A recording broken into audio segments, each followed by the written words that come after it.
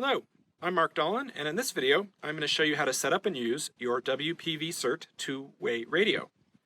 If you are a WPV-CERT member and would like to purchase a radio, a link will be in the video description below. We encourage all of our WPV-CERT members to purchase a radio so you can stay in touch with other CERT members in the event of a disaster, public safety power shutoff, or other times when regular communications are not available. So let's get started with the unboxing.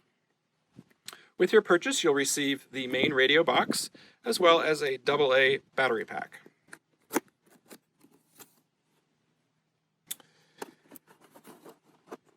In the box, we have our main radio body,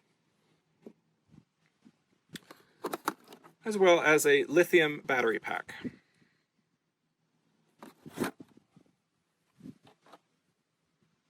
On the bottom, we have our user's guide and a quick reference guide. The antenna, a belt clip for the battery pack, a desktop charger, and the power cord, as well as a wrist strap. First thing you're going to want to do is take the antenna. We're going to screw that onto the top of the radio, and you want to just use light finger tension.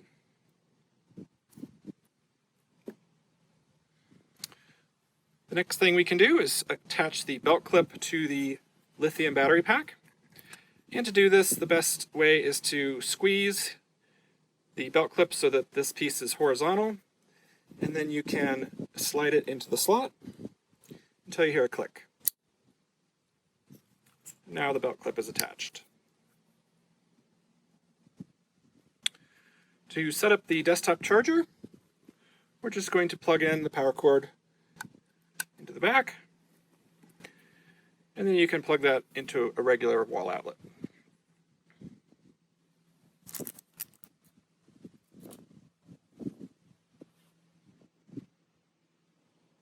Let's talk now about the different ways to power the radio. The radio can be powered with the rechargeable lithium pack, and that can be charged using the desktop charger base. There are two lights here, red indicating charging and green indicating that the battery has been charged. When you have a very depleted battery, the red charging light might blink for the first 20 minutes or so, and that's normal. If the red light continues to blink past about 30 minutes, you probably have a defective lithium pack and you'll need to purchase a new one. It takes several hours, 6 to 7 hours, to charge a completely depleted lithium pack. You can also charge using the battery clipped to the radio, and the way that we connect the battery to the radio is to simply push on the back and you'll hear 2 clicks. Now the battery is attached, and we can put the radio and battery into the charger like that. Now, we've included a AA battery pack because it's very likely that if you have this radio stored for a long time in your CERT backpack, that perhaps your lithium battery pack won't be fully charged, or there won't be an easy way to recharge it. And so the AA battery pack is a simple way to power the radio using regular AA batteries.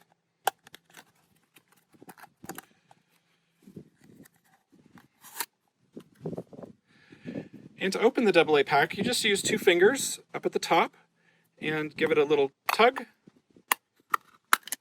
and this plastic piece will come off. And then you can see we've got room for 5 AA batteries.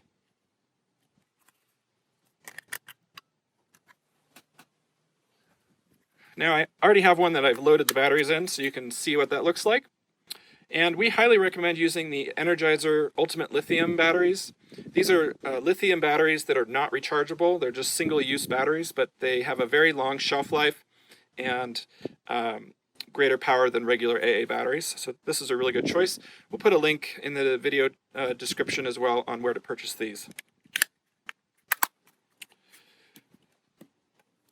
To release the battery from the radio, you'll see on either side are two spring-loaded buttons that you need to push down, and then you can remove the battery and can install the AA pack same way. You'll hear 2 clicks.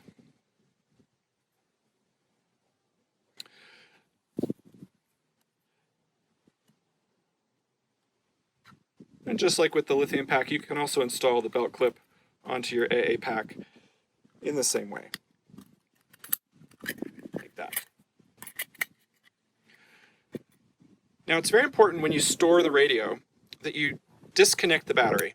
And the reason for that is that even in the off position, the radio uses a small amount of power, and over a long period of time it will deplete the battery. So always store it with the batteries detached from the radio like this.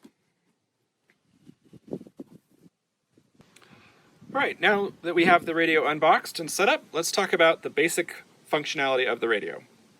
I've gone ahead and already attached my lithium battery pack. And to turn the radio on, I just simply turn this knob at the top. You'll notice the radio is turned on and it makes some beeps, which you can just ignore. That's normal. To adjust the volume, you would rotate this knob up or down. And to turn the radio off, just turn it all the way back until it clicks.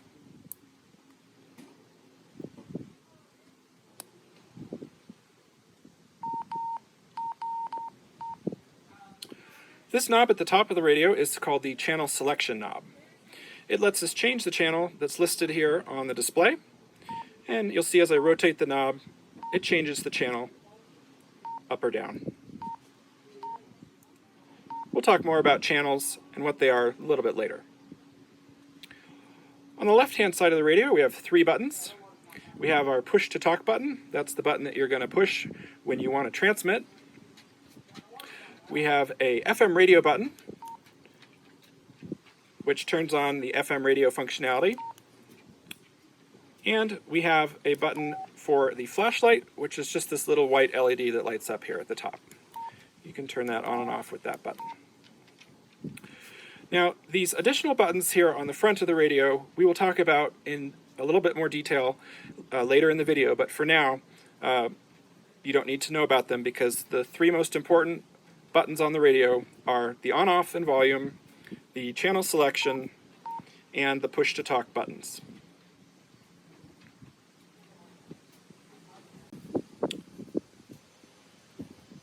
So let's talk more about channels and what they are. Well, for radios to communicate between each other, they need to be set to use the same frequency and settings. Channels are simply the way that radio frequencies and settings have been programmed into the radio and given a name for easy access. We've already programmed the radio with all the frequencies and settings, so you don't need to worry about those details. And I'll explain the different channels and when you would use those later in this video. And if you're interested in learning more about radio technology, I'll mention amateur radio as well a little bit later in the video. For now, you just need to know that a channel has a name and a number. The channel name is displayed on the LCD, along with the channel number on the right-hand side. You'll want to be sure to select the correct channel on the radio you intend to use before pushing the push-to-talk button to transmit. There are 2 ways to select a channel.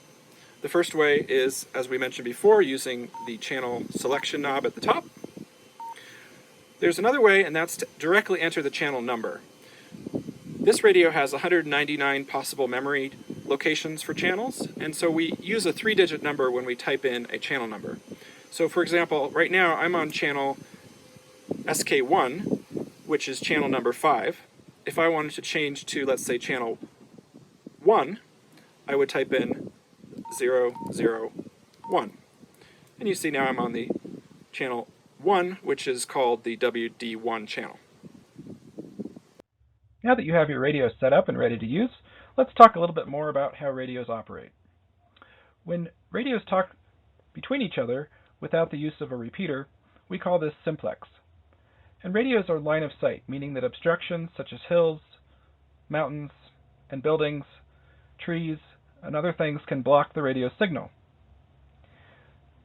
The effective range of simplex communications is roughly 1 to 3 miles, but it can be much further under ideal conditions or much less under less than ideal conditions.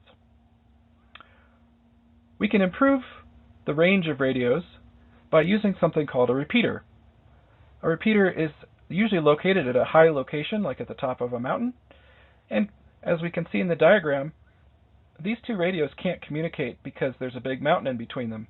But if we were using a repeater system, the radios would be able to communicate to the repeater, and therefore they'd be able to stay in touch. We currently have 2 active repeaters that we have up and running. The first one is WD1, that's channel 1 on your radio, and PV1, and that's channel 3 on your radio. If you're currently in the Skyline branch area, you can use the PV1 channel for now. We've programmed some additional channels in here for future use as additional repeaters are brought online. The WD1 and PV1 channels will be where we have our regular nets, where you can practice using a radio, and you can find the timing and dates of those nets on our website. We've also set up 6 channels which can be used for tactical communications. These are simplex channels, so they don't use a repeater and are therefore useful for short-range communication. These are channels CTAC 1 through CTAC 6, and those are channels 11 through 16 on your radio. A good example of when you would use a tactical channel is, let's say that you're on a CERT team and you're assigned to go search a building, and you want to stay in touch between your team members. You could choose one of these tactical channels and stay in touch using that. So, how do you talk on the radio, or what we call transmitting? When you're ready to send a message over the radio, you're going to want to start by thinking about what you're going to say first. It's very important you just don't start talking and rambling on the radio, because we want to keep messages short and to the point. When you're ready to start talking, you're going to hold the radio 2 to 3 inches from your mouth, and then press and hold the push-to-talk button to begin transmitting. When you finish speaking, release the push-to-talk button. A common mistake is to speak too quickly after pushing the push-to-talk button. You want to pause about 1 second after pushing the push-to-talk button before you begin talking. Another way to think about this is the push-to-talk button is actually the push-then-talk button. If you're too quick to talk after pushing the button, then the beginning of your message will get clipped off and the receiver won't hear the beginning of the message. Now let's talk about some basic best practices when using the radio. Make sure you're on the correct channel. Maybe that's WD1 or PV1 or one of the tactical channels. Just make sure that you've selected the channel that you intend to use before pushing the push-to-talk button. You want to test before you venture out. So if you're at the command post and you've been assigned a task, before you leave the command post, make sure you do a radio check and that the radio is working properly. Only one person can talk at a time, so listen for other traffic and don't talk over others. Wait for a turn before transmitting. We use plain language in emergency communications, so we don't use 10 codes or other jargon. Just about the only 10 code you could use is 10-4, since everyone knows that one. Speak in a normal tone of voice and speak clearly. And hold the radio vertically for best performance. Okay, so that should be enough information to get you started using the radio. We do hope to hear you on the radio soon. Be sure to participate in our upcoming nets. For the times and dates of those, please visit our website, WPV-CERT.org/radio. We also have frequently asked questions and the ways to get in contact with us if we can answer any questions for you. If you'd like to learn about a few additional features of the radio, please stay tuned for the video coming up right now. Now let's talk about a feature of the radio, which is the single and dual channel mode. Right now, the radio is in single channel mode, and you'll see that a single channel is listed at the top of the LCD screen. To enable dual mode, we press the SD button, and now you'll see that there is a second channel that is indicated on the lower portion of the LCD screen. When the radio is in dual channel mode, it will listen to both of the channels that you have selected. When you press the push to talk button, you will transmit on the channel that's indicated by the arrow. So in this case, the upper or A channel location. To easily change between the A and B channel locations, press the A-B button. You'll now see the arrows pointing on the B channel location, and if I was to press the push to talk button, I would be transmitting on the B channel.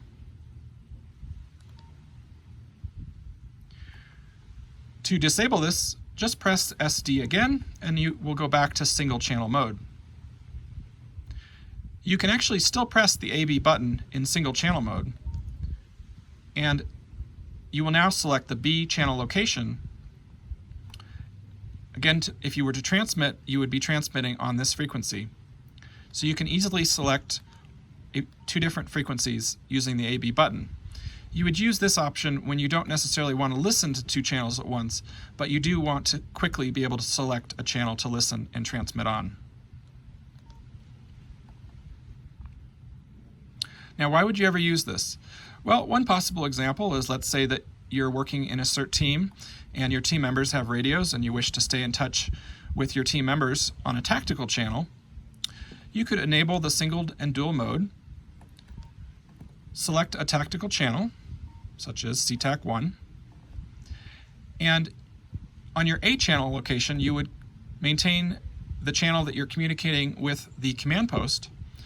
So in this case, you can continue to be in contact with the command post and with your team members on the tactical channel, and easily select between the two using the A-B button. The radio has the ability to listen to regular FM radio broadcasts.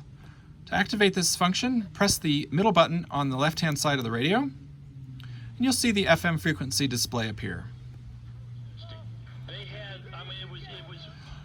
To change the channel, use the channel select knob to select the channel you want.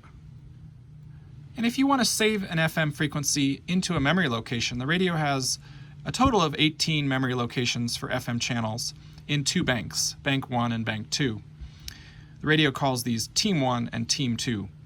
To change between them, you press the number button. So now I'm in Bank or Team 2. If I push it again, I'm back to Bank 1 or Team 1. To save to a particular location, 1 through 9, you press Menu and then the number. So in that case, I saved that frequency into memory location 1. If I was to go change to a different frequency and I wanted to recall the memory location, just press the number. To turn the FM radio functionality off, just press the middle button on the left-hand side again, and it's now disabled. Now, when listening to an FM station, if you received a transmission on a channel that you had selected, then the FM radio will temporarily turn off, and you'll be able to listen to the received transmission. Once it stops, then it will turn the FM radio back on. So you won't miss any transmissions if you're listening on the FM station.